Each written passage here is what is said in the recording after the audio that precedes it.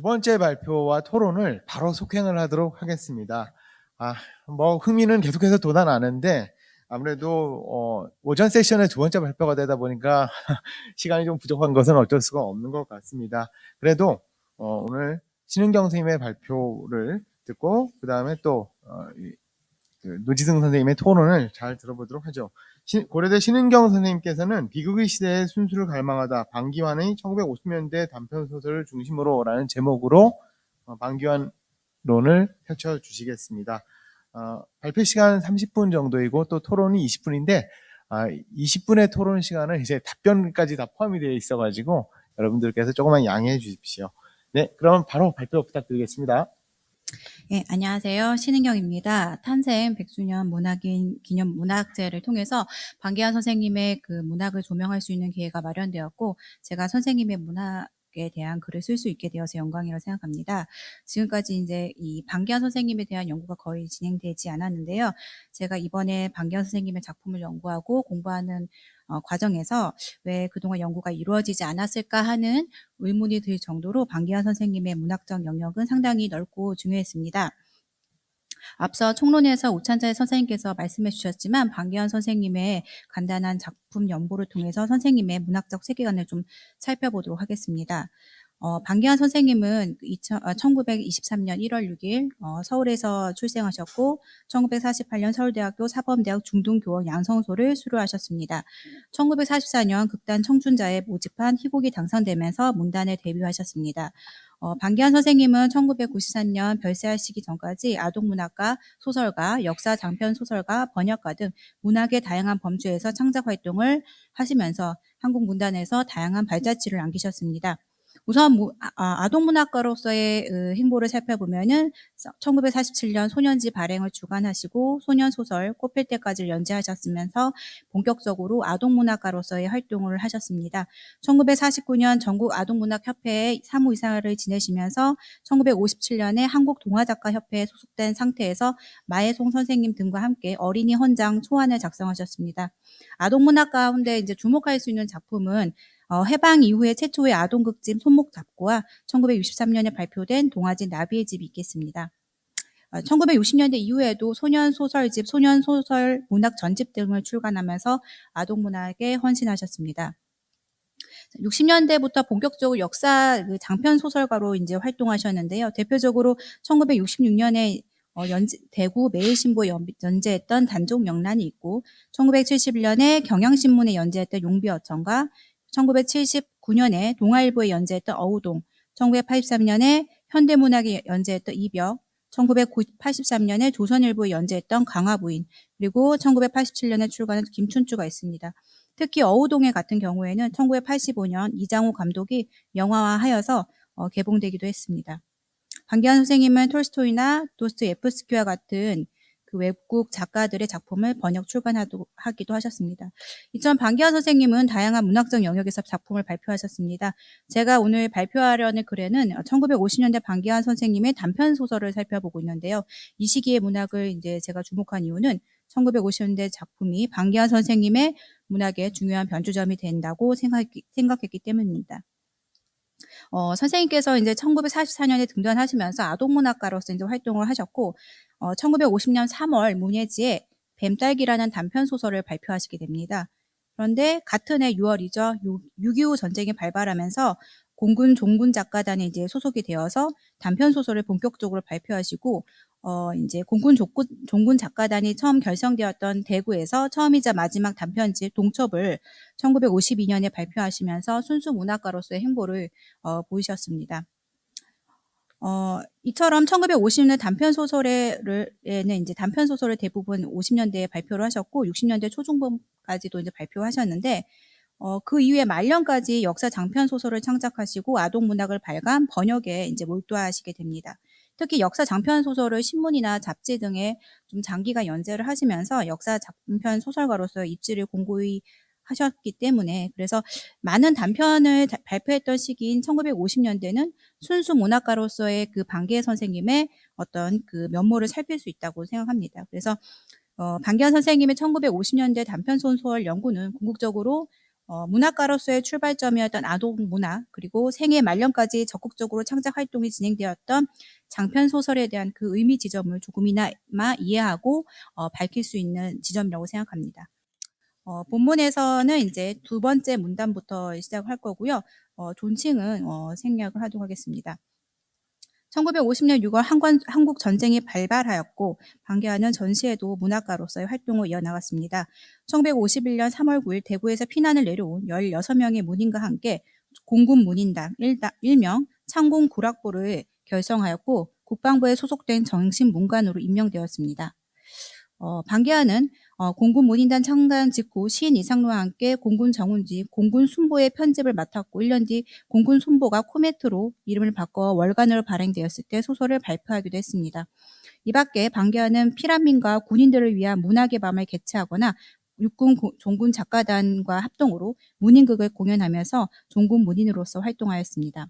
코메토 이후 창공 고락부는 순문예지적인 성격을 띤 창공을 발간하였고 방계화는 종군 활동 중 전투 비행단 기지를 드나들며 조종사들의 무용담을 듣고 종군기를 작성했는데 여기서 풍요로운 창작적 자원을 얻게 됩니다.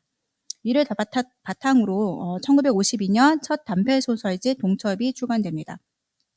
그동안 한국 문학사에서 방계화는 1950년대 소설가나 전후 소설가로서 거론되지 않았고 지금까지도 1950년대 단편 소설은 연구가 진행되지 않았습니다. 한국 문학사에서 방계화의 방계화이 논의의 대상이 되지 않았던 것은 1950년대라는 시대적 현실에서 그 원인을 찾을 수 있습니다. 앞서 언급했듯이 한국 전쟁으로 인해서 문단의 변화가 나타났고 해방기 전부터 활동했던 기성 문인들이 종군 문인으로서 종군 문인단에 소속되어서 창작 활동을 이어나갔습니다. 방계환도 아동문학가로서는 기성 문인이었다는 점에서 종군 작가가 될 수 있었습니다. 하지만 한국 문학사에서 전신문학을 정훈문학이라고 설명하고 이 시기의 문학을 일시적 공백 상태로 규정하면서 오랫동안 연구의 대상이 되지 못했습니다.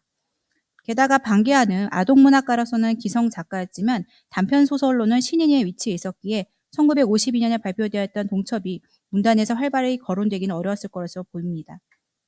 그리고 엄밀히 본다면 방계화는 해방기에 등단하여 일제 식민지 시대의 소년기를 보내면서 해방기를 맞았고 청춘을 정쟁 속에서 보낸 전후 신세대 작가에 속하는 인물이기도 하였습니다. 그러나 방계화는 아동문학가로서 활동하였고 한국 전쟁 기간에는 기성문인과 함께 종군 활동을 하면서 손창섭, 선우희, 장용과 같은 신세대 작가와 동일선상에서 논의되지 않았습니다. 그 이후에는 신세대 작가들에게 나타났던 기성문인에 대한 저항, 실존적 의식이 방계환 작품에선 발견되지 않았다고 보았기 때문입니다. 이처럼 방계환은 1950년대 기성과 신세대 문학가 중에 어느 곳에도 소속된 인물이라고 정의하기가 어렵습니다. 그런데도 방계환 문학을 1950년대 문학사 내부로 소환하고 이를 연구해야 되는 까닭은 그의 소설이 1950년대 문학 가운데 나름의 색채를 형성하고 있기 때문입니다.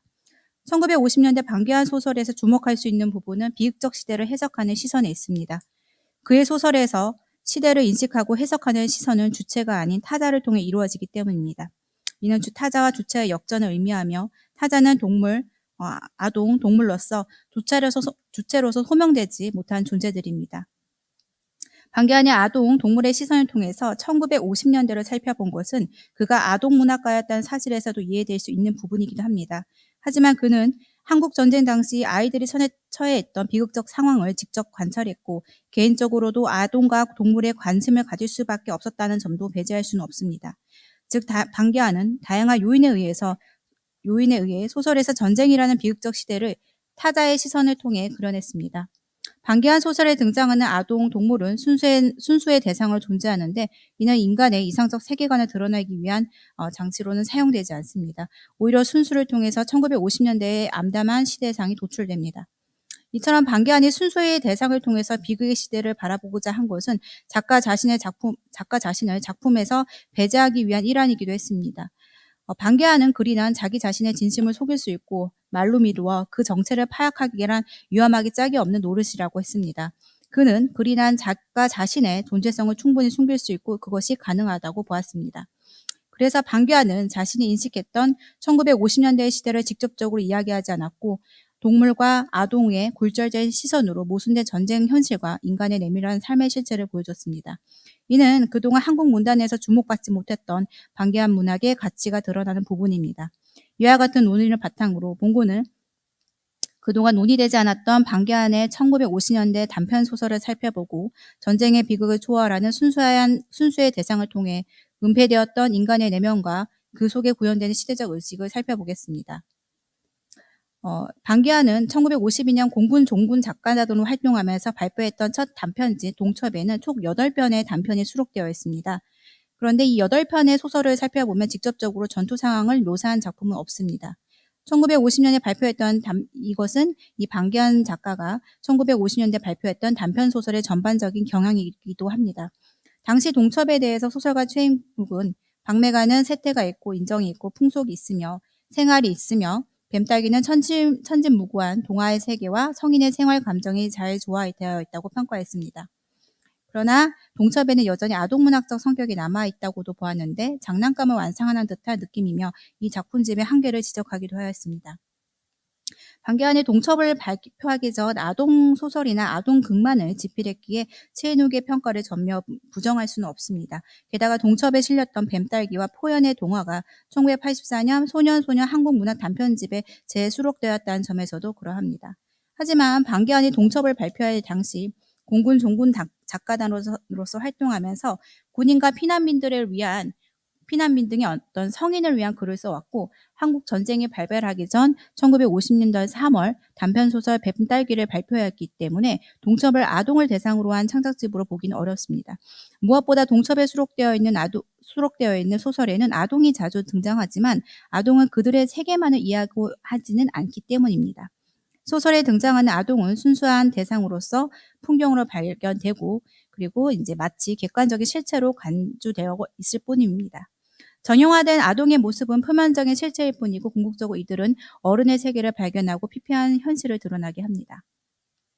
그래서 이러한 아동의 순수는 동심으로 해석을 할 수 있는데 동심이라는 것은 인간이 가장 처음 갖는 본심이기에 본능과도 이제 관련이 됩니다. 이는 어떤 전쟁의 속성을 통해서도 설명이 되기도 하는데 인간은 억압을 받고 자기 보존이 위협받을 때 불안이 발생을 하고 인간의 불안이라는 것은 전쟁의 암담한 시대에서 증폭이 됩니다.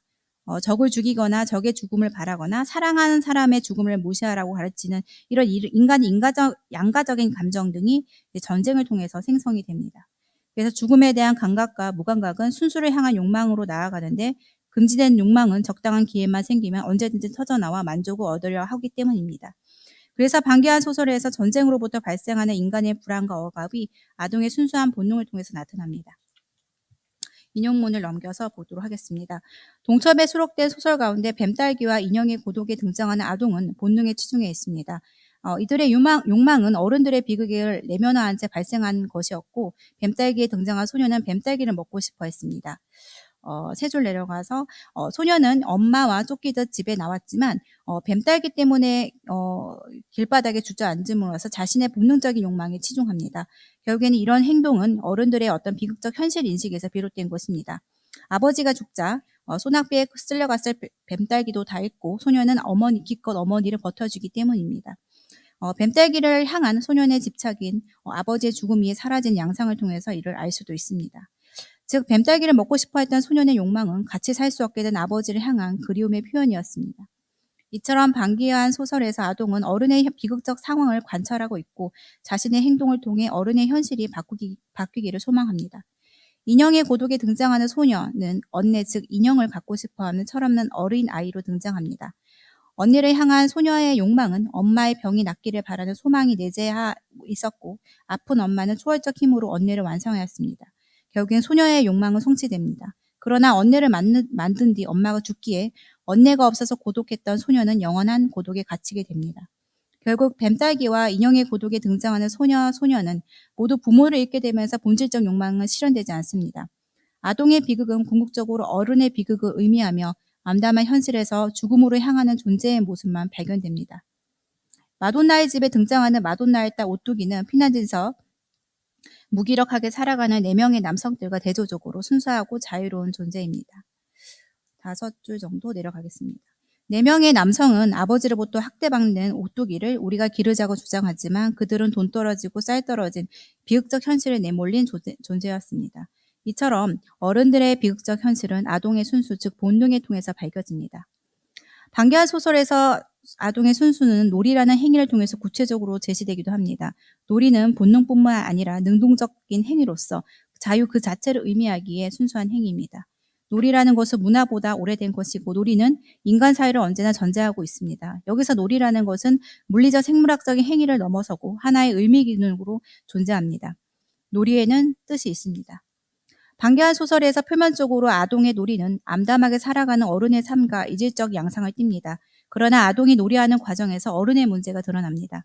동첩에 수록된 박매가에 등장하는 영감은 피난지사 아내와 학고방에 살며 서울집으로 다시 돌아갈 날만을 기다리는 피난민이었습니다. 그러나 서울집이 폭격을 맞고 사라지게 되면서 학고방을 떠날 수밖에 없는 처지가 되었는데 영감은 아내의 선화를 못 이겨 문 앞에 집을 팔게 되는 박매가를 붙이는 모순적 행위를 합니다. 노인은 스스로 이를 모른 척하려 했지만 아이들이 놀리자 집을 팔거나 살 수도 없는 자신의 모순적 현실을 인식합니다.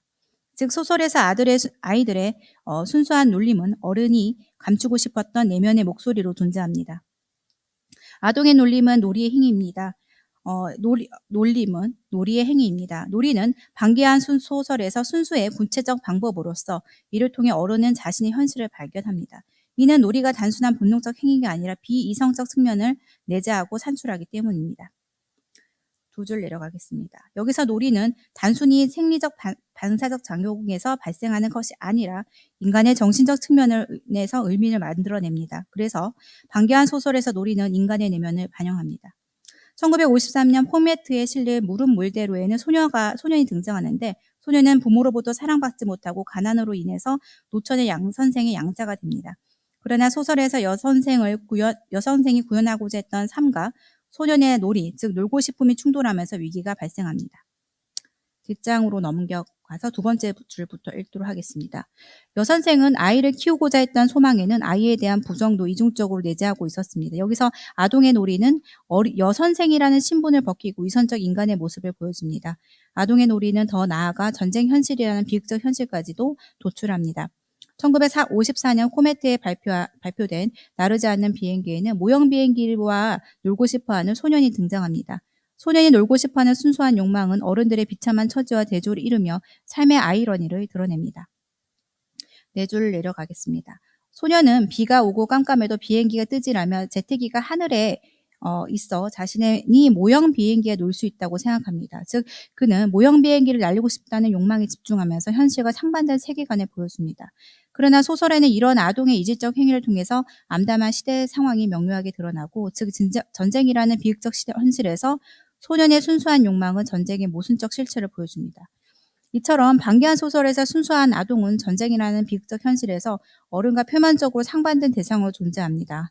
어른은 비도덕, 폭력적이며 아프거나 무기력하고 힘이 없는 노인이지만 아동은 먹는 것에 집착하거나 노는 것에 집중하기 때문입니다. 그러나 아동은 어른의 삶에 속박되어 살아가는 존재라는 점에서 본질은 어른과 다르지 않습니다. 이는 어른의 죽음이 아동의 세계에 파문을 일으킨다는 점에서도 알 수 있습니다. 그래서 방계한 소설에는 어른의 세계가 무너질 때 아동도 같이 매몰되게 됩니다. 방계한 소설에서 순수를 통해 은폐된 사실에 대한 폭로 양상은 아동뿐만 아니라 동물에 의해서도 이루어집니다. 소설에서 제시되는 동물의 본능은 인간의 잔혹성과 폭력성을 그대로 드러나게 합니다. 여기서 인간의 본질은 동물을 통해서 밝혀지면서 동물은 주체로서 존재합니다. 이에 대해 데리다는 발가벗음의 개념을 통해서 설명했습니다. 세 줄 내려가도록 하겠습니다. 동물의 시선은 나의 첫 번째 거울이자 자기 자신을 부끄러워하는 부끄러움의 거울이 됩니다. 즉 동물이 응시한다는 것을 통해 인간은 자신의 본질적 모습을 발견합니다. 1955년 문화예술에 발표된 애묘기에 등장하는 남성은 고양이를 애정하게 되면서 내면에 숨겨진 욕망을 발견합니다. 고양이를 통해서 잠재적 부성애를 인식하게 되었고 아내 또한 자식을 낳지 못한 내적 결핍을 고양이를 통해서 발견하게 되면서 소설에는 고양이라는 순수한 존재를 통해 숨겨져 있는 부부의 결핍과 욕망이 드러납니다. 세 줄 내려가겠습니다. 고양이는 부부의 결핍을 발견하게 하는 거울이자 갖고 싶은 아이인 결핍 그 자체로 존재합니다. 결국 고양이의 응시는 인간의 내면적 결핍을 꺼내고 본질적 모습을 드러나게 합니다. 1957년 문학예술에 발표된 사슬에도 고양이가 등장합니다. 여기서 이 남성은 고양이를 집을 나간 아내로 인식하게 되면서 아내에 대한 분노와 집착을 고양이에게 투사합니다. 고양이의 시선에서 속조는 자신을 아내에게 버림받은 자로 인식하게 되었고, 아내가 없는 상실감을 광적이고 폭력적 행위로서 고양이를 학대하는 모습으로 나타납니다. 5줄 내려가겠습니다. 이처럼 방계한 소설에서 인간과 동물은 구분할 수 있는 존재가 아니기에 동물은 순수한 행위에서 인간 내면의 본질이 나타납니다. 그리고 인간은 자신의 내적 결핍을 무화하기 위해서 동물을 학대합니다. 1954년 신태양에 발표된 권태에는 전쟁 중 아픈 어머니와 자신을 따르던 강아지를 버려두고 혼자서 피난길을 떠난 남성이 등장합니다.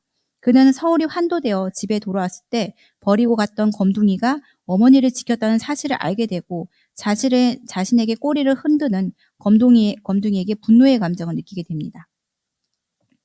2줄 내려가겠습니다.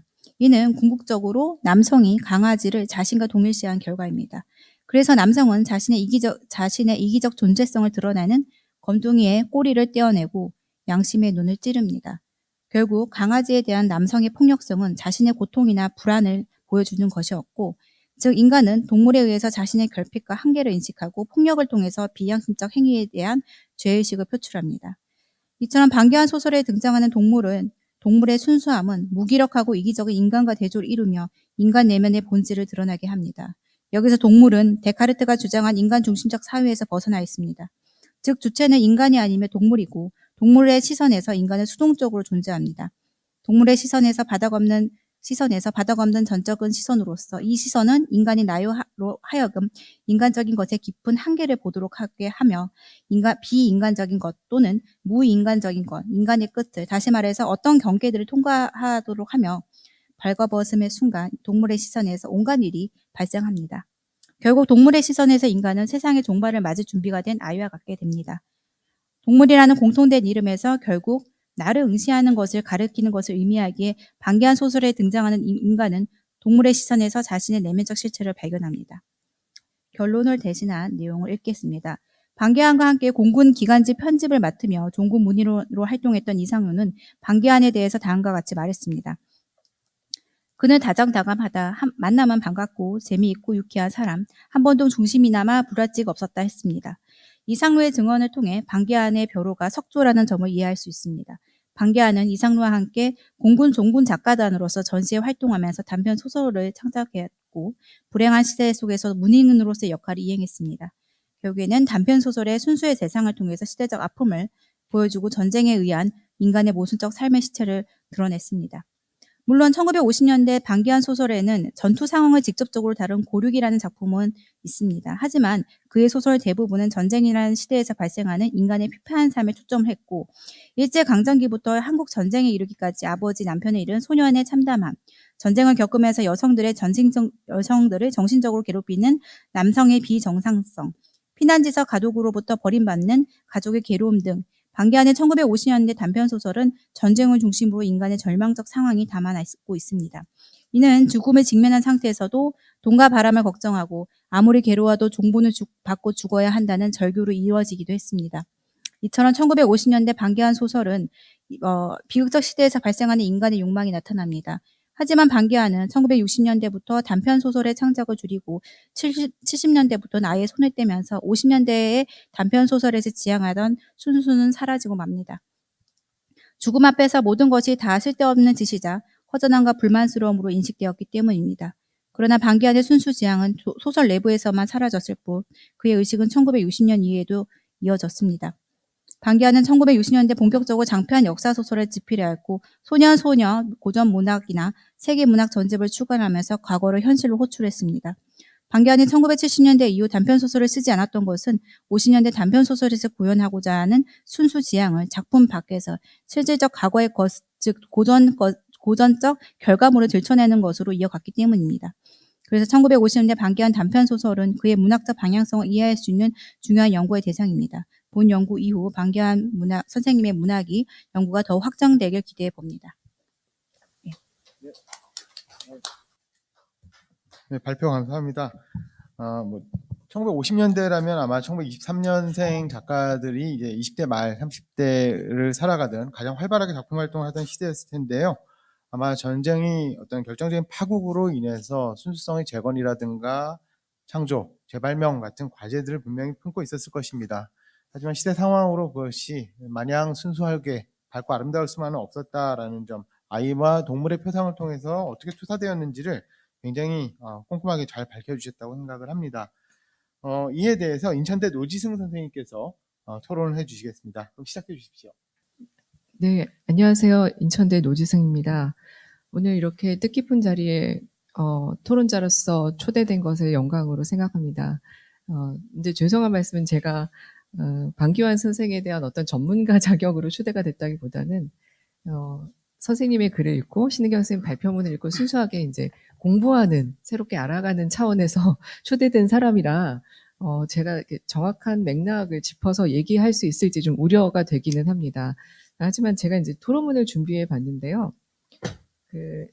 선생님의 글을 읽고서는 제가 이제 감히 두 가지 의미가 새롭게 발견됐다고 생각을 하는데, 하나는 이제 아동문학 작가로 알려졌던 방기환 선생이 이제 한국 전쟁기에 공군 문인단의 일원으로서 공군 순보나 창공 등에 관여하면서 전쟁 문학의 굉장히 중요한 축을 담당했다는 사실입니다. 선생님께서도 이제 지적하고 계시다시피 50년대 이제 전쟁과 관련된 문학은 뭔가 이게 공백기처럼 취급했는데 사실은 그렇지 않다라는 걸 다시 이제 환기시키는 계기가 됐다고 생각하는데요. 이제 방기환의 문학적 출발이 이제 두 시기에 걸쳐져 있습니다. 44년과 해방 이전이죠. 해방 후가 또 46년에 또 다른 이제 전기를 마련하게 되는데, 이런 면에서 굉장히 독특한 위치에 있는데, 이거는 오늘 다루는 23년생 작가들의 어떤 운명과도 비슷하지 않을까라는 생각이 듭니다. 동일하게 해방 이전과 이후, 그 다음에 전쟁기를 거치면서 문학을 완성시켰다라는 측면에서는 동일한 선상에 있는 것이 아닌가 생각이 들고요. 그래서 이제 무엇보다도 대구에서 그의 첫 번째 창작집 동첩이 가능했다는 것. 예, 그러면서 이제 단편 소설 작가로 다시 시작을 한 것이죠. 그러니까 전시의 공군 문인단이라는 건 일종의 호구지책, 그러니까 먹고 살기 위해서 글을 쓴 굉장히 독특한 글쓰기라고 생각하는데요. 전쟁과 아독이라는 두 개의 축을 엮어낼 수 있었다는 게 이제 굉장히 유의미한 것이 아닌가 싶은데, 아동문학 작가가 전쟁기에 글을 쓴다는 게 굉장히 고통스럽거나 곤란했을 거라는 생각이 듭니다. 그러니까 자기가 아동을 자꾸 찾고 싶지만 전쟁이라는 특수한 상황, 그리고 그 무지막지한 폭력의 상황에서 이건 자기 글쓰기를 어떻게 위치시켜야 될지를 정말 곤란하지 않았을까, 아니면 고통스럽지 않았을까라는 생각을 하는데, 방기환 선생은 어쨌든 그걸 뚫고 가신 거죠. 두 번째는 선생님 발표에서 동물과 아동이 그러니까 타자로 선생님이 이제 불리고 계신데, 그의 소설에서 세계를 탐구하는 굉장히 독특한 장치가 있다는 점을 보여줌으로써 방기환 전체 문학적 흐름과 장르, 그러니까 문학적 흐름에 굉장히 중요한 키워드를 제출하고 계신다는 생각이 듭니다. 그러니까 방기환 선생의 작품이 이제 뭔가 하나로 꿰뚫기는 굉장히 어렵습니다. 그러니까 워낙 오랜 동안 문학 창작을 했고, 그 다음에 여러 장르들을 넘나들고 있기 때문에 뭔가 이런 작가들이 참 몇 개의 키워드로 다루기도 어려울 뿐더러 그러니까 조망하기도 어려운데, 선생님은 이제 아동과 동물이라는 키워드, 여기에 이제 여성이 조금 들어갈 수 있을 것 같은데요. 그런 면에서 선생님의 발표가 분명히 의미가 있었다고 저는 생각합니다. 그래서 선생님의 서술을 그대로 좀 인용을 해보겠습니다. 아동과 동물은 순수의 대상으로 존재하는데 이는 인간의 이상적 세계관을 드러내기 위한 장치로는 사용되지 않는다.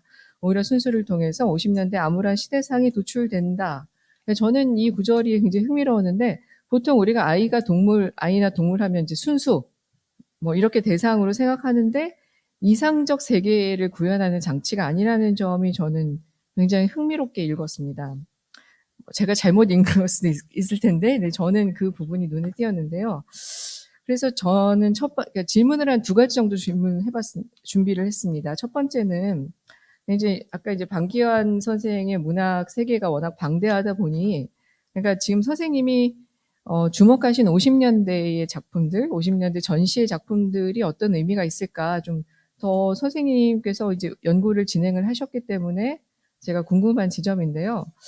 그러니까 전후 신세대의 문학가에 속하는 인물이라고 언급되고 있습니다. 근데 50년대를 대표하는 뭐 잘 알려진 작가들 손창섭, 선우이, 장용학 등등과는 결정적으로 전쟁 체험과 전쟁기에 관련해서 어떤 차이가 있는지, 방기현 선생이 워낙 이제 아동문학으로 이제 대표되다 보니까 나중에 역사소설로 갔지만, 그래서 이더두 작가와 동일선상에서 언급이 안 됐던 점도 있었던 것 같습니다. 그래서 위의 작가들과 어떤 차이가 있는지, 아까 이제 박용구 선생 같은 경우 학병 체험이 있었다는 게 굉장히 독특한 체험인 것 같은데요. 예, 그런 선상에서 이제는 같이 얘기될 필요가 있지 않을까. 그리고 이후에 이 전쟁 체험이 역사소설을 집필하는데 어떤 특별한 뭐 영향을 준 건 없을지. 네, 그래서 이건 선생님께 그냥 연구를 가장 많이 하셨기 때문에 질문을 드립니다. 네, 두 번째는 아까 이제 제가 읽어낸 바에 의하면 이제 아동과 동물 그리고 타자들에 주목하고 계신데요. 저는 이제 미학적 효과라는 굉장히 어색한 표현인데 그냥 붙여봤습니다. 저는 이 부분이 이 발표의 하이라이트가 아닐까 생각을 합니다. 그러니까 선생님 발표에서는 아이는 순수의 대상이지만 타락과 오염의 반대항이 아니라 문명 이전의 인간 본능의 욕망이라는 의미에서의 순수라고 보고 계신데요. 죽음에 대한 강박과 무감각은 순수를 향한 욕망으로 나아가는데 금지된 욕망은 적당한 기회가 생기면 언제든지 터져나와 만족을 얻으려는 맥락, 이런 맥락에서 순수가, 그러니까 프로이드를 인용하시면서 이렇게 보고 계십니다. 저는 굉장히 의미 있다고 생각하는데 욕망과 본능을 그러니까 전쟁이라는 극한 상황과 폭력적 상황에서도 절대 포기하지 않은 아이들의 모습이 굉장히 섬뜩하게 불가해하게 느껴진다는 면에서 저는 좀 강한 인상을 받았는데요. 다른 분석들도 좀 정합적으로 같이 설명됐으면 좋겠다고 생각합니다. 특히 놀이에 관한 것. 그러니까 아동은 어른의 삶에 속박되어 살아가긴 한 점에서는 본질적으로는 어른과 다르지 않다. 저는 그래서 이 부분은 또 약간 제가 읽은 게 잘못 읽은 것인가? 라는 생각도 하기도 했습니다. 선생님이 좀 더 구체적으로 설명해 주시면 제가 이해하는 데 도움을 받겠습니다. 네, 그 다음에는 이제 동물의 의미를 설명하고 계신데요. 이게 데리다의 벌거벗은, 네이키드니스의 개념을 이용해서 이제 분석하고 계신데, 그러니까 동물은 인간에게 이제 부끄러움, 인간이 결국은 동물이고 동물처럼 발가벗고 있다는 거를 알려줌으로써 폭력에 노출이 되는 거죠. 그래서 이제 동물을 통해 인간 자신의 벌거벗음을 알게 됐기 때문에 이제 동물에 대한 폭력이 행사되고 있는데요. 이런 거를 읽히는데 그 대상이 주로 이제 그 주체, 폭력을 행사하는 사람들이 주로 남성 인물이라는 점에서 재미있다는 생각이 듭니다. 50년대 이제 전후문학계 이제 대표적으로 남성성이 재구성되고 있는 과정에서 방기현도 이 문제를 피해갈 수 없구나라는 생각, 그런 의미에서 흥미로웠고요. 그래서 이제 아이와 동물이 전 시기에 방기한 소설에서 인간의 비참함을 깨닫게 된 두 가지 매개라면 동물과 아이는 또 차이가 있는 것인지 아니면 같은 선상에 있는 것인지 그리고 여성 아까 그 첫 번째 창작집 같은 경우도 동첩이라는 제목이 인상적이기도 하고 그 소설도 매우 인상적인데요. 여성 인물들과는 어떻게 그냥 타자로 묶일 수가 있겠지만 기능들이 조금 다르지 않을까. 그리고 그 대상을 바라보는 사람들이 바로 인간 중에서도 남성 인간의 모습은 아닐까도 생각해 봤습니다.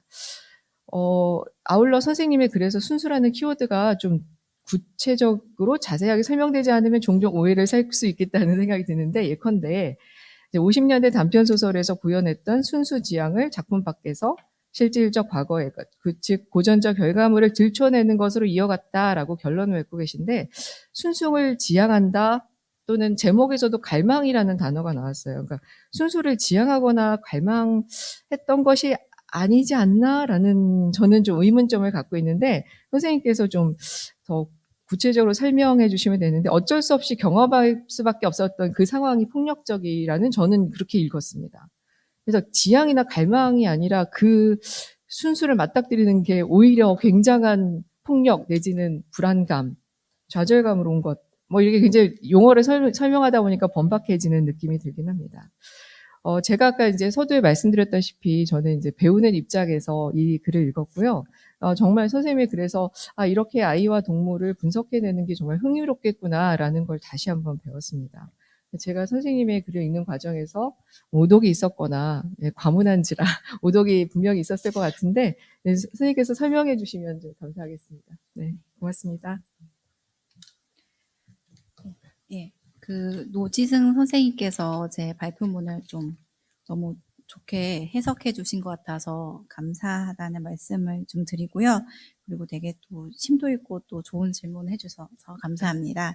우선 첫 번째 질문으로 이 방기한 선생님이 전쟁에서 남긴 흔적이 무엇이고 나이와 등단 시기를 고려했을 때 흔히 이제 전후문학 세대라고 볼 수 있는 신세대 작가죠. 그래서 손창섭, 장용화, 손우유아는 다른 유형의 작가라고 했는데 결정적으로 다른 점이 무엇이냐고 질문 주셨는데요. 우선 그 차이를 작품 외적인 부분과 내적인 부분으로 좀 구분을 해봤습니다. 우선은 작품 외적인 부분은 지금 물리적 상황이라고 볼 수 있는데 방기한 선생님께서 그 1950년대에 어떤 그 전후문학 작가들과 구분되고 있는 지점이 이 해방기 때 아동문학가로서 이제 활동을 하셨고 그러면서 1950년 3월에 단편 소설 뱀딸기를 발표하십니다. 그런데 갑자기 이 6.25 전쟁이 이제 발생을 하게 되죠. 그래서 단편 소설가로서 새롭게 방향적인 전환을 조금 시도를 하는 시기에 한국 전쟁이라는 중요한 사건이 이제 발발을 하게 됩니다. 그래서 저는 이제 한국 전쟁이 1950년대 이 전후 문학가로서 호명이 되는 신세대 작가와 방기한 선생님이 좀 다른 유형의 작가가 된 기준점이 되지 않았을까라는 생각을 합니다.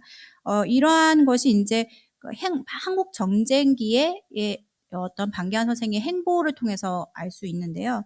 한국 전쟁 당시에 이제 문학가들의 행보가 이제 종군 작가단으로 돼서 이제 공군, 육군, 해군, 종군 작가단이 이제 되게 됩니다. 그래서 그런 와중에도 종군하지 않은 작가들도 존재를 했습니다. 그래서 우선은 이제 종군 작가단은 해방기 이전부터 기성 문인들로서 이제 구성이 됐죠. 그래서 앞서 박용구 선생님도 해군 종군 작가단으로서 이제 활동을 하셨고, 그래서 이제 기성문인이 주축이 돼서 종군 작가단이 된 겁니다.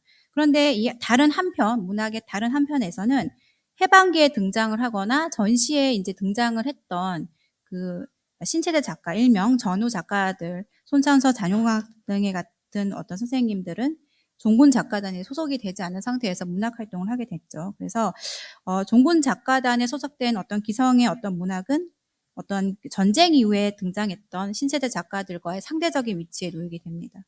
그래서 우리가 이제 문학사에서도 볼 수 있듯이 전시의 문학이 상당히 이념적이고 정운적인 성격을 가진 문학으로 인식이 되었으로써 이 기성의 문인이 이제 한국 전시를 기점으로 그러한 그 50년대의 전후 문학의 어떠한 그 중요한 그 입지를 신세대 작가들로부터 이제 전환이 되는 상황이 되죠. 그래서 일명 신세대 작가로 불리는 전후 작가들이 이제 기성문인들을 좀 저항하는 방식으로 50년대 전후 문학을 설정하게 됩니다. 그래서 하지만 이제 이러한 상황 속에서 방기한 선생님은 완전한 기성의 문인도 아니고, 왜냐하면 단편 소설가로서는 좀 신인이었고 아동문학가로서는 기성문인이었기 때문에 이러한 뭔가 정확하게 어떤 위치가 정립되지 않은 상황 속에서 행보 자체는 기성문인들과 함께 공부 장관단으로서 활동을 하면서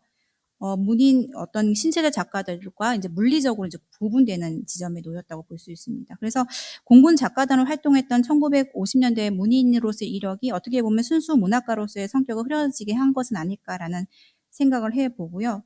그리고 작품 내적인 부분에서 전후 문학가들과 이제 구분할 수 있는 그런 지점은 노지승 선생님께서 말씀해 주신 대로 동시대의 어떤 다른 작가들의 작품과 면밀하게 비교 분석하는 과정에서 이제 밝혀질 수 있는 작업이라고 생각할 수 있는데, 앞서 이러한 종군 작가단의 이력을 통해서 기성문인의 측면에서 이제 방기한 선생님의 문학이 같이 논의가 된 것은 아닐까라는 생각합니다. 그래서 한국 문학사의 종군 문학이 회색 지대로 이제 거론되었던 것처럼 방기한 선생님의 작품도 같은 맥락에서 좀 바라본 시선들이 초반에 있었고, 그리고 실질적으로 방기한 선생님 1950년대 문학 소설을 읽어보면은 정훈적이거나 이념적인 성격이 거의 없습니다.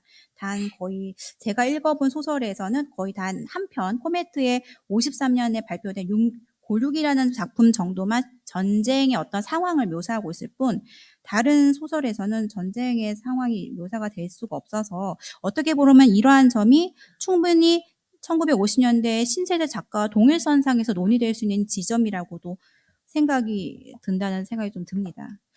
그러나 신세 작가들이 추구했던 어떤 기성문인에 대한 저항의식이나 실존적 의식이 발견되지 않았기 때문에 이러한 것은 또한 전후 문학가들과의 어떤 내적 구분 지점이라고 볼 수 있죠. 그래서 앞으로 연구를 진행하면서 좀 더 선명하게 이것이 밝혀질 수 있다고 보고요. 두 번째 질문을 주신 그 놀이에 대한 분석과 이제 그것도 아이에 대한 분석과 관련지어서 보충 설명이 필요하다는 말씀에 동의를 하고요. 그래서 놀이라는 것이 결국 아이들의 순수함을 대변하는 직접적인 행위로서 이제 볼 수가 있습니다. 결국에는 아동이 순수한 모습으로 등장하지만 어른들은 상당히 폭력적이고 무기력한 존재, 이런 상반된 모습으로 표면화되어 있습니다. 그래서 본질적으로 이 둘이 이제 분리가 될 수 없다라는 점을 좀 말씀을 드리고 싶었고요.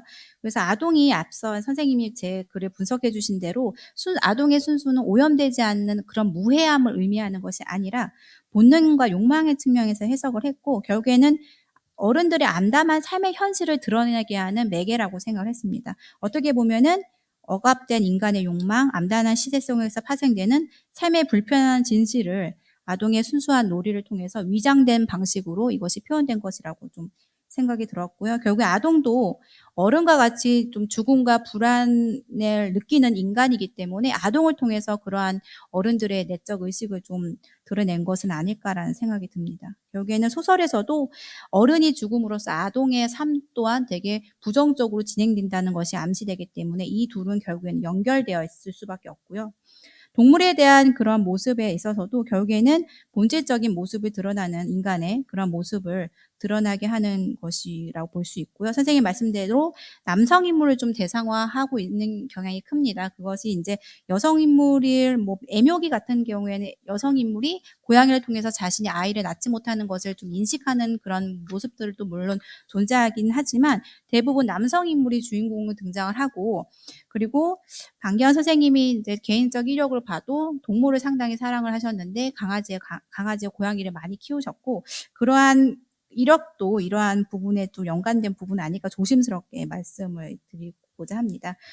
그래서 결국에는 이제 앞서 또 그 순수라는 키워드에 대한 설명이 필요하다고 말씀해 주셨는데, 이 부분은 제가 또 살펴봐야 하는 지점이라고 생각했고, 저도 이제 선생님 말씀대로 이게 어떠한 순수의 지향성보다는 순수를 경험할 수밖에 없었던 어떤 폭력적 상황이 방기환 선생님의 1950년대 단편소설에 드러나는 지점이 아닐까, 선생님의 의견에 저도 동의를 하는 부분입니다. 그래서 그렇다면 이제 60년대 이후에 장편 역사소설가로서 천착하고 70년대에는 더 이상 단편소설을 쓰지 않았다라는 것은 오히려 순수라는 폭력적인 어떤 상황에서 벗어나려는 새로운 시도, 혹은 선생님이 말씀하신 대로 다른 쪽 방향으로 나아가고자 하는 그런 모습은 아닐까 하는 생각이 저 또한 선생님의 토론문을 통해서 제가 배울 수 있는 그런 지점이었습니다. 그래서 완전히 해명하지 못했던 방기환 선생님에 대한 그 논의들을 이제 노지성 선생님께서 좋은 의견을 주셔서 그 해결점을 제가 좀 찾았던 것 같고요.